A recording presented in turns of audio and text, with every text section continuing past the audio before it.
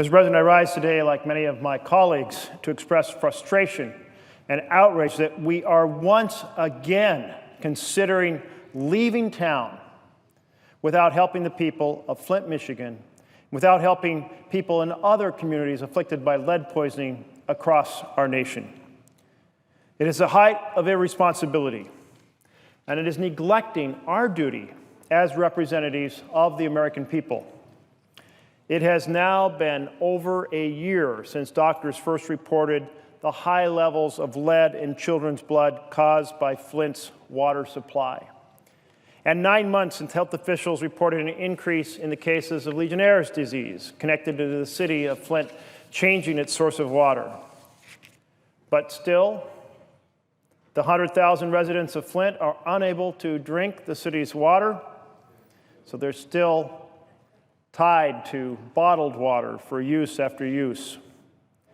And up to 12,000 children living in Flint now have to live with the specter of what their future might be after being exposed to lead in their water. And we know what lead does to developing brain cells.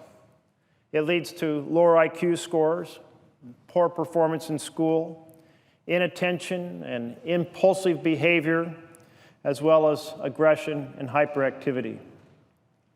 It severely damages the prospects of children it has poisoned.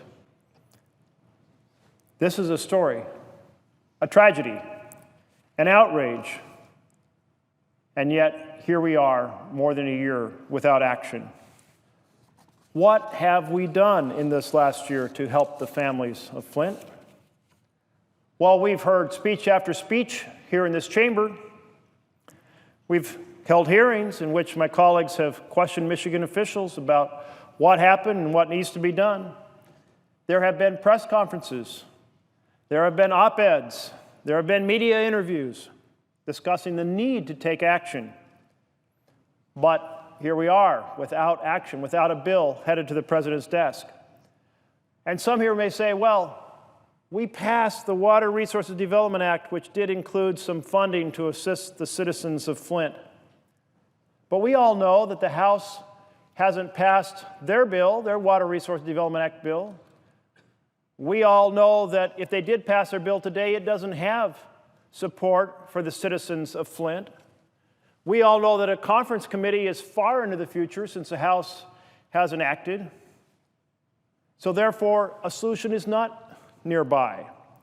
The prospect of a bill, Water Resources Development Act, aiding the citizens of Flint by getting to the president's desk are simply a hope, but it is a hope far away.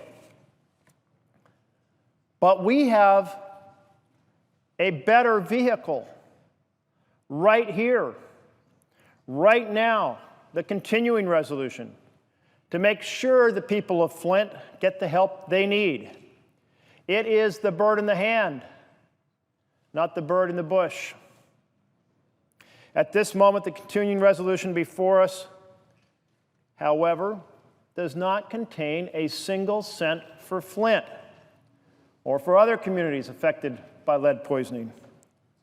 Now, it does contain millions of dollars for people in Louisiana hurt by the terrible flooding that hit that state.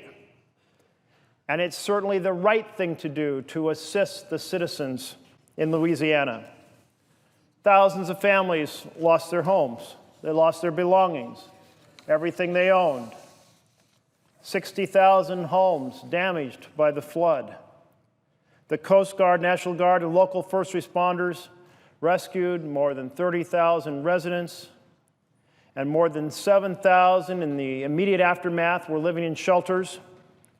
What happened to Louisiana is a major natural disaster, the largest to hit our nation since the devastation wrought by Hurricane Sandy.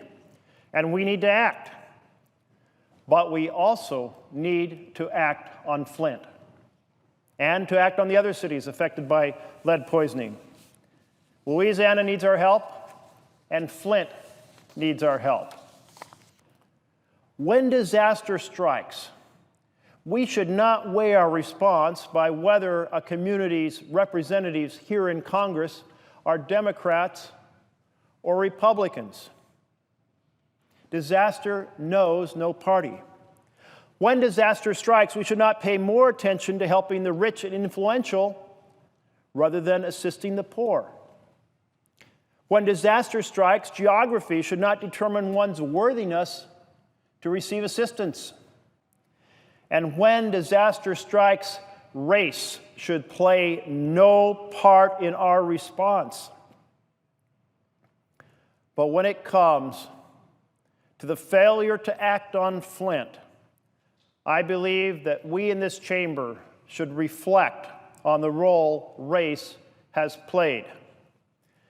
Does anyone here think that it would take more than a year for Congress to act if this disaster in Flint had befell a white suburb of Dallas or Orlando or Chicago or LA?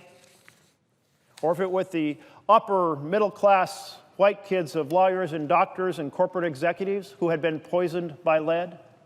Does anyone here believe that we would have sat and done nothing? But with Flint, it's a poor African American community, and we have done nothing. Our nation was founded on a legacy of slavery and racism, but we were also founded on a vision of equality and opportunity. And we have moved step by step to put the legacy of discrimination behind us and to embrace the vision of equality and opportunity for all. But we still have a long road ahead of us to achieve that vision in its entirety. We've often been too slow to respond to the pain and the suffering and the loss of life in our minority communities. That's why the phrase Black Lives Matter resonates powerfully. It's not okay to profile Americans based on race. It's not okay to target one community with stop and frisk tactics. It's not okay to treat one race as a client and another as a problem. Black lives matter. And it's time we acted like that here in the United States Senate. And let's start by responding quickly from this point forward on this crisis in Flint. Let's respond with the same urgency as the crisis in Louisiana. The flooding in Louisiana wreaked havoc on Louisiana families.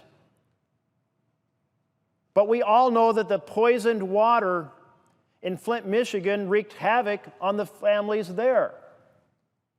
If you go to Flint today, you see pallet after pallet after pallet filled with water, and they're scattered all over the city, necessary for drinking, for cooking, for washing dishes, for brushing teeth. They use it because they don't have another choice. So yes, the people of Louisiana have suffered a great loss, and I want to help them rebuild. But we know that the people of Flint have suffered a great loss, and I want to help the people of Flint. Not at some vague point after the election, not at some uncertain future date. They need action now. The people of Louisiana need action now, and the people of Flint need action now. Well, actually, they needed action a year ago. We cannot choose between helping these two American communities. Both are suffering. Both are in need. Both deserve our attention. We cannot play election year politics with people's lives hanging in the balance. We must provide in this continuing resolution the opportunity we have before us at this very moment, aid to help the citizens of both tragedies. So I hope that our leadership from the right of the aisle and our leadership from the left of the aisle come together to negotiate a compromise that treats the people of Louisiana and the people of Flint equally. And if it doesn't, I will be voting against this continuing resolution. And I urge my colleagues to do the same. Thank you, Mr. President, and I yield the floor.